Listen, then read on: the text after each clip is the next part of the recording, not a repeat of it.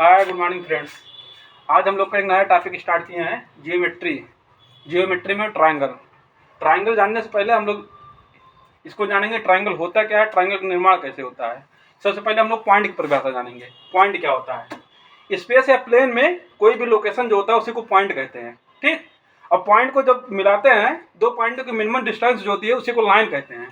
ठीक है, तो ये पॉइंट हो गया। स्पेस या प्लेन पे कोई भी लोकेशन जो होता है उसी को पॉइंट कहते हैं। इसको डॉट से प्रदर्शित करते हैं। और ढेर सारे जब पॉइंट को मिला देते हैं, ठीक है, ये रेखाखंड हो गया। मतलब कि दो दो पॉइंट की मिनिमम डिस्टेंस जो होती है वही रेखा होती है। ठीक। अब रेखा में भी एक होता है किरण, जानते होंगे, रेज। जैसे इसमें एक पहला पॉइंट फिक्स होता है, इनफाइनाइट तक जाता है। ठीक, ये रेज हो गया।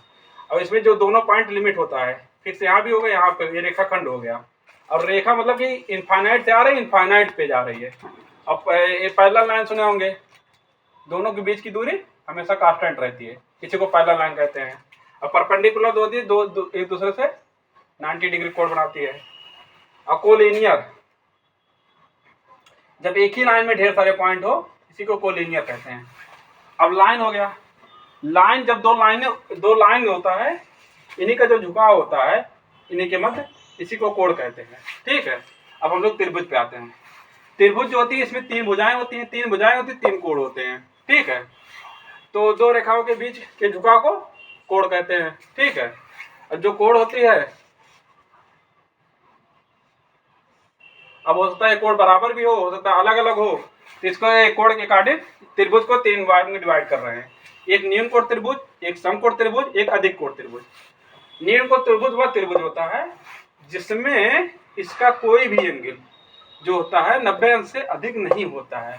मतलब कोण ए, कोण बी, कोण सी, कोई भी कोण होगा वो कभी भी 90 अंश से अधिक नहीं होगा। मतलब तीनों कोण मतलब अलग अलग 90 अंश से कम ही होंगे। ठीक है। और एक कोण होता है समकोण त्रिभुज, इसमें कोई भी एक कोण 90 अंश अगर हो जाता है उसी को समकोण त्रिभुज कहते हैं। अधिक कोण त्रिभुज, कोई एक कोण अगर तीनों कोणों में से 90 अंश से अधिक हो जाता है उसको अधिक कोण त्रिभुज कहते हैं। ठीक है। अब हम लोग को मेन जो आज पढ़ना है, मीडियम पढ़ना है, एल्टीट्यूड पढ़ना है, परपेंडिकुलर बाइसेक्टर पढ़ना है, बाइसेक्टर ऑफ एंगल पढ़ना है, सेंट्रॉइड पढ़ना है, ऑर्थो सेंटर पढ़ता है, सर्कम सेंटर और इन सेंटर। इसका हिंदी भी लिखे। ठीक है। ये बहुत इंपॉर्टेंट टॉपिक होता है, ज्योमेट्री स्टार्ट करने से पहले कई जगह इसका यूज आएगा, इसलिए आज इसी को हम लोग डिसाइड किए हैं पढ़ने का। ठीक है। तो सबसे पहले हम लोग पढ़ेंगे मीडियन। मीडियन मतलब हिंदी इसका माध्यिका होती है। माध्यिका होती क्या है? देखो, त्रिभुज होंगी। ठीक है। त्रिभुज में भुजा होगा, कोण होगा। ठीक है। अब अलग अलग भुजा मतलब कि या तो हो सकता है भुजा को बाइसेक्ट करें, या तो हो सकता है एंगल को बाइसेक्ट करें, या तो हो सकता है जो उसकी भुजा होगी उस पर परपेंडिकुलर डालें। ठीक है। तो ये अलग अलग करके हम लोग जो चारों चीज़ें त्रिभुज में यूज होती हैं इसके बारे में जानकारी देंगे। तो सबसे पहले हम लोग जानेंगे मीडियन क्या होता है। मीडियन वह होता है जो उसके शीर्ष जैसे भी हो गए, इसकी सम्मुख भुजा जो हो गई एसी हो गई, इसको बाइसेक्ट करता है, इसी को मीडियन कहते हैं। मतलब कि बीडी जो हो गया एक मीडियन हो गया। ठीक है। तो एक त्रिभुज में तीन मीडियन होगी क्योंकि तीन शीर्ष है, तीनों शीर्ष से सामने वाली भुजा को बाइसेक्ट करेंगे, जो रेखा होती है उसी को मीडियन कहते हैं। तो मीडियन जो होता है, माध्यिका जिसको कहते हैं, इसका जो अनुपात होता है 2:1 में होता है। जो शीर्ष वाला साइड रहेगा मतलब ये, ठीक, ये 2 रहेगा, और भुजा वाले साइड में 1 रहेगा। इसका यूज हम लोग काफी यूज करते हैं। ठीक है। आगे चल के बताएंगे इसका यूज कहाँ हो रहा है।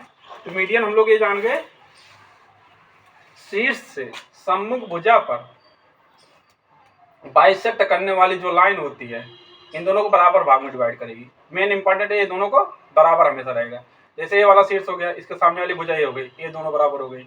ये वाला शीर्ष हो गया, इसके सामने वाली भुजा ए हो गई। ठीक है। तो मीडियन का हिस्सा है। अभी मीडियन से फिर सेंटर आगे पढ़ेंगे। शीर्ष लंब। अब देखो, शीर्ष से सम्मुख भुजा पे डाला गया जो लंब होता है उसी को शीर्ष लंब कहते हैं, अल्टीट्यूड। ठीक है। अब शीर्ष भी हो गया, सम्मुख भुजा इसकी एसी हो गया, इस पे जो ये लंब होता है, तो यही जो लंब होता है इसी को शीर्ष लंब कहते हैं। ठीक।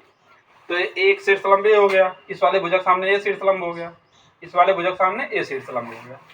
अब परपेंडिकुलर बाइसेक्टर, ठीक है, ये लंबार्धक होता है। मतलब कि जो भुजा होती है उस पे परपेंडिकुलर भी हो और क्या करे, और बराबर भाग में डिवाइड भी करे। इसमें दो कंडीशन है, तीनों देखो चारों में अलग अलग है, इसलिए चारों का अलग अलग नाम है और सबके नाम में ही उसका अर्थ है। ठीक है, अगर नाम से लगाएंगे मीनिंग तो यहाँ निकल जाएगा।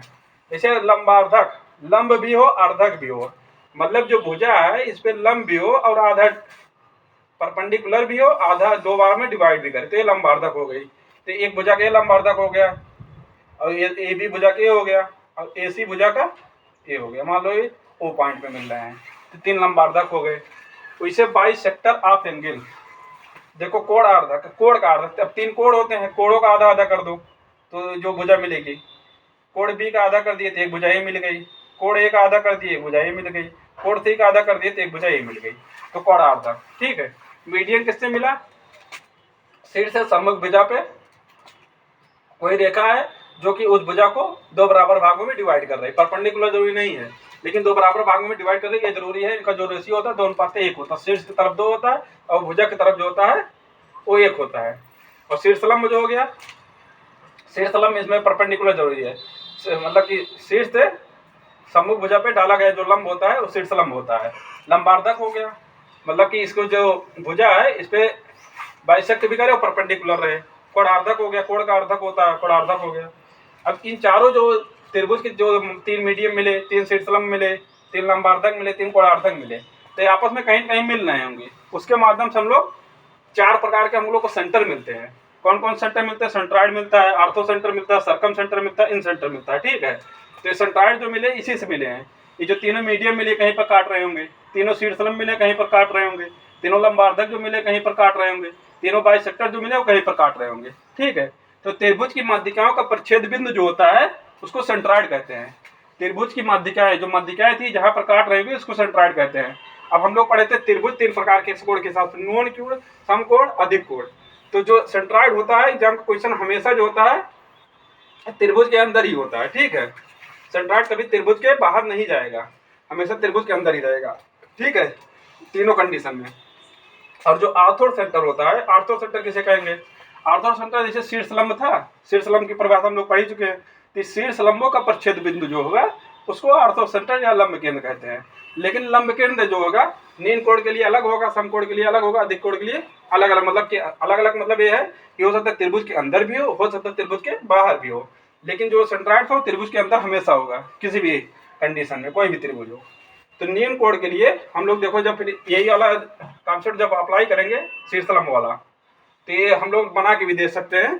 तो जो आता है नीन कोण के लिए अंदर आता है। ठीक है, लेकिन समकोण के लिए, समकोण के लिए समकोण वाली शीर्ष कोई होता है। ठीक है, अब समकोण वाला शीर्ष कौन सा है, बी है इसमें, तो इस पे बनेगा। लेकिन अधिक कोण के लिए त्रिभुज के बाहर बनता है, ये पूछा जाता है। आर्थो सेंटर जो होता है, आर्थो सेंटर अधिक कोण त्रिभुज में कहाँ बनता है, त्रिभुज के बाहर बनता है। ठीक है, और जो समकोण होता है उसमें कहाँ बनता है, उस पर समकोण वाली भुजा पे बनता है। ठीक है, समकोण वाली भुजा यही है तो इसके शीर्ष पे बनता है, समकोण वाली भुजा के शीर्ष पे बनता है। और न्यून कोण वाली जैसे हम लोग बनाते हैं वैसे नॉर्मली बनेगा। अब सर्कम सेंटर, त्रिभुज के लंबार्धकों का जो परिच्छेद बिंदु होता है उसी को सर्कम सेंटर या परकेंद्र कहते हैं। ठीक है, परकेंद्र जो होता है न्यून कोण के लिए त्रिभुज के अंदर ही होगा, समकोण के लिए जो त्रिभुज का कर्ण होता है यहाँ पर बनता है। ठीक है, अब त्रिभुज है, समकोण त्रिभुज ऐसे है मान लो।